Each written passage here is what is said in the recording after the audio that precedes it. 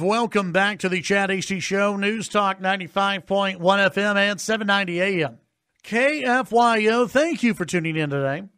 We go to the phones, and joining us this morning, the editor of Quorum Report, Scott Braddock, joining us today on the show. Scott, good morning. How are you? Morning, Chad. I'm great. How are you? Doing good. I guess South by Southwest is over, so Austin is is lightly packed this Monday. Correct. Not only is South by Southwest over, but it's spring break in Austin. So downtown's population is actually about 30% less than pre-South by Southwest levels. This is wonderful. See, people should enjoy it. See, now it only takes you 2 hours to get through downtown Austin. And here's the thing. That does not change the usual message that I always bring, which is no one come to Austin. Thank you. Scott, we got a lot to get into. There's a lot of news, and before we get to the legislature, I want to get first into the bad weekend to Beto. He kicked off his campaign. It was an odd rollout from the very beginning. You know, there were leaks, and then it was him confirming to an El Paso TV station that he's running. Mm-hmm. He shows up in Iowa, and then all of a sudden, the guy's part of a hacker group who wrote about running over children. Yeah. And he made fun of raising kids with his wife and also his white male privilege. It was not a good rollout by every measure except one. In that first 24 hours, he raised an eye-popping $6.1 million, which, to put in perspective, is about the same amount, a little more than Barack Obama raised in the whole first quarter that he was running for president. Yeah. This, of course, eclipses Bernie Sanders, who almost got up to $6 million with his fundraising efforts, in the same sort of time period. And it's just a huge number. And I think it tells us a couple of things. One, the people who support O'Rourke don't care about any of the things that you just mentioned. Right. Apparently. And they might care about the hacking thing. I believe that came after the first 24 hours. We'll all find out. But it also means that people are willing to donate to Beto O'Rourke even when he's not running against Senator Ted Cruz, who, of course, is just hated by so many people, especially on the left, and has not exactly endeared himself with some people in the Republican Party either.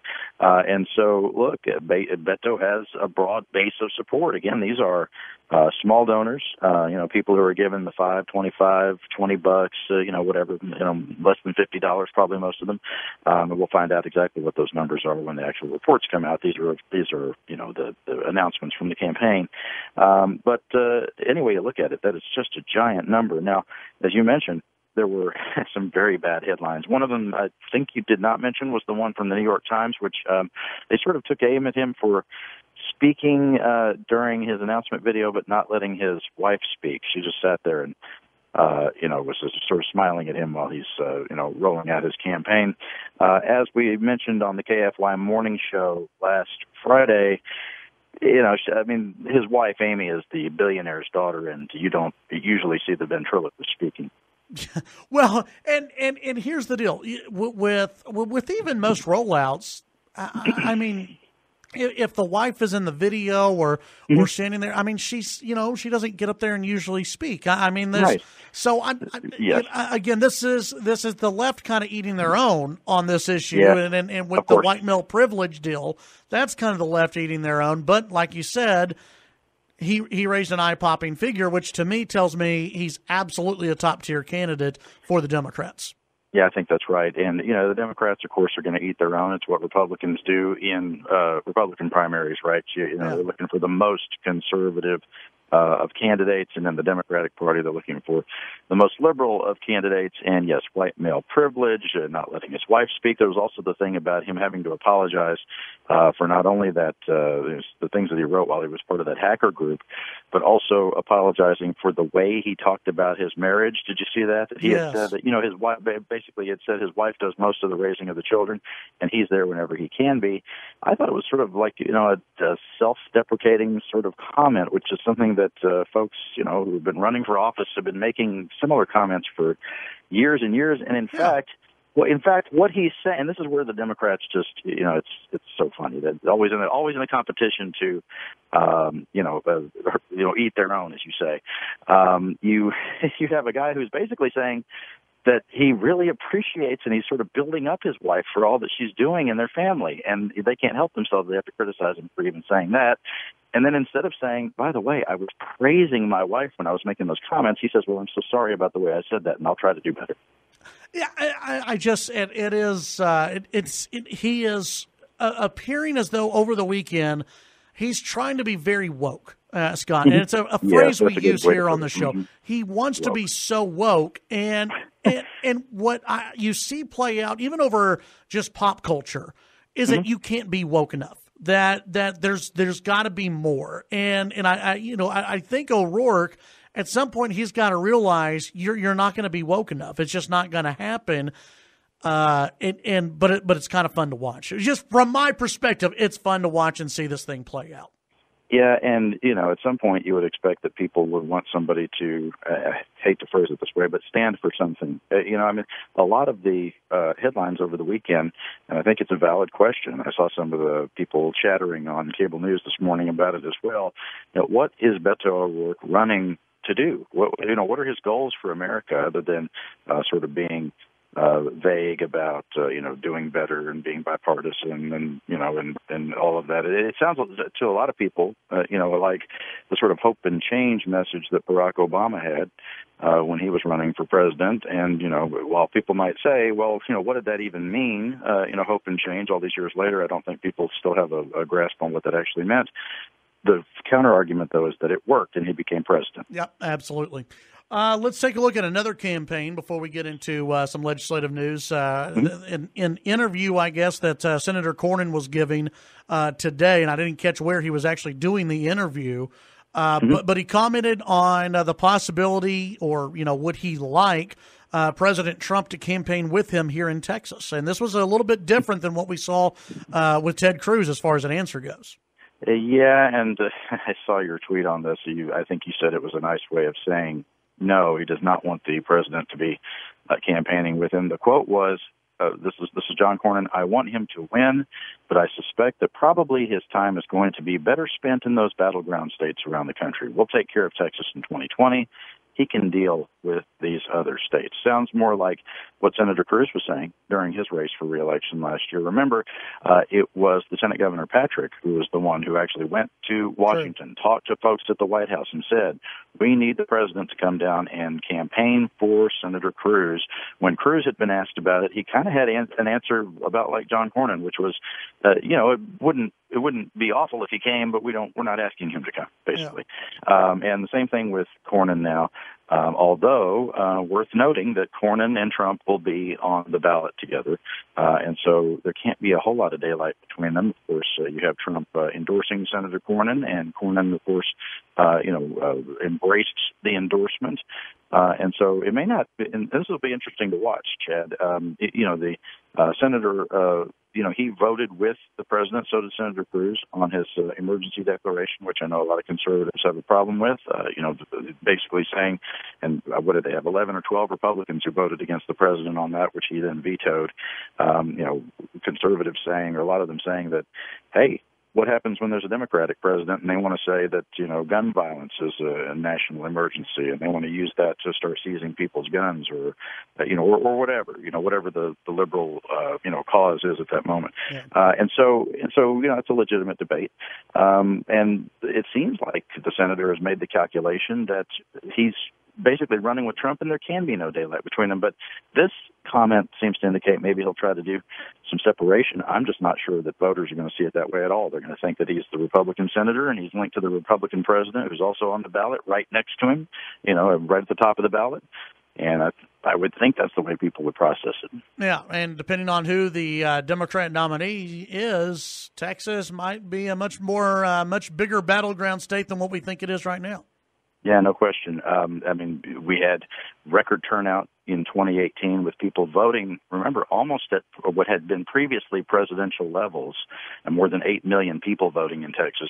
What does that mean for turnout in 2020? Is it going to exceed what we normally see in presidential campaigns? We'll have to find out. Yeah, absolutely. We're visiting with Scott Braddock, editor of Quorum Report. Let's take a focus now on the legislative session. We've got possibly a budget rollout that may be happening pretty soon. Yeah, the Texas House Appropriations Committee actually meeting this morning, right now as I'm talking to you, and unveiling, the House version of the budget. Of course, there was a initial budget that was offered by both the House and Senate, but now you've had the working groups going through each part of the budget and figuring out exactly how much they want to spend on various things. As we've talked about here on the show, the House is planning to spend around $9 billion, $9 billion additional dollars for public education, which is the entirety of the surplus as it was laid out by the Comptroller Glenn Hager earlier in the year. My understanding for how this will go is they can vote, or they may vote as soon as today in committee to move the budget forward. And then, the quick civics lesson for the audience, if they're not familiar, is that the House members can then pre-file amendments for when this is debated on the floor, which I expect to happen as soon as next week, probably Wednesday, the 27th, and to pre-file those amendments, for how they might like to see the budget changed. They'll need to get those in by Sunday morning at 10 a.m. So right now you'll have lawmakers from every part of the state who want to make significant changes or small changes to the budget furiously writing their amendments so that they can get those in. And they do need to be pre-filed on the budget. It's, I believe it's the only bill they're going to handle that way this session. And then, of course, the Senate will file their version of the budget. How does the timeline look on that? Well, and again, they've filed their versions of the budget, but they've been working on them in both the House and Senate, and so I'm not sure when the budget's going to be up again in the Senate Finance Committee. They've had several, and they've gone slower in the Senate. That's interesting. In fact, they haven't had any action in the Finance Committee on the budget since before Valentine's Day, and so it's in the budget, especially in the Senate, is often worked on behind closed doors as certain deals are being worked out. The senator may want something for, their district. That senator may want something, cut from a certain program or added to a certain program. And look, the budget is the most important work product of the legislature. But, constitutionally, it's the only thing that they have to pass, despite all the rhetoric about, fixing school finance, reforming your property taxes, all that other sort of stuff.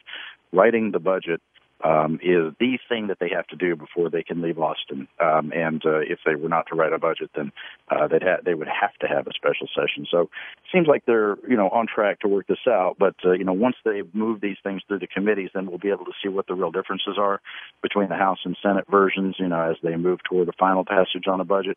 And look, it's a $220 billion or so document written over a 24-month horizon. It's a Herculean effort, and the people who are working on this in both the House Appropriations Committee and the Senate Finance Committee, they're working early mornings into late nights to get this stuff done so that we can figure out, what the priorities are for the state government going over the next 2 years.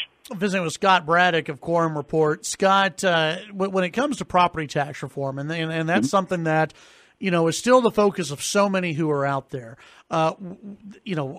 Property tax reform and school finance, we're seeing division points among the big three, but you don't see the fighting publicly yet among the big three. Right. How's the relationship? How's the kumbaya going? And then in second, when it comes to property tax reform, are we hearing any kind of movement on that trigger amount of that 2.5%? It seems like the 2.5%, more and more every day, is just not going to happen. You have the Senate author of the bill on property taxes, the Property Tax Committee Chairman, Paul Betancourt, has said now publicly that he thinks that 2.5% is just a number, and he's asking people, what's your number? Lieutenant Governor Patrick has now said that he thinks that trigger is going to end up between 2.5 and 4%. As you know, there are others who believe that number ought to be even higher, like 5 or 6%.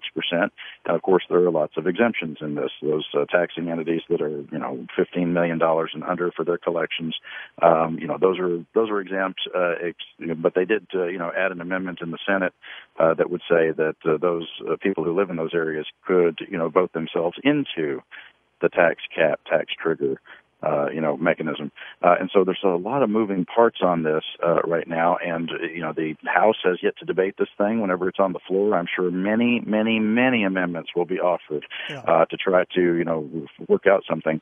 But privately right now, our sources in the Senate telling us that it was the plan all along to let the House figure out exactly what to do on this bill and then start working on the final version of it. One other thing I would say is the sources in the governor's office and folks that have talked to the governor's staff, what we're hearing is that they haven't thought it through all the way to the end just yet, Chad, on what the governor's going to do if lawmakers send something to his desk that does not contain the 2.5% cap.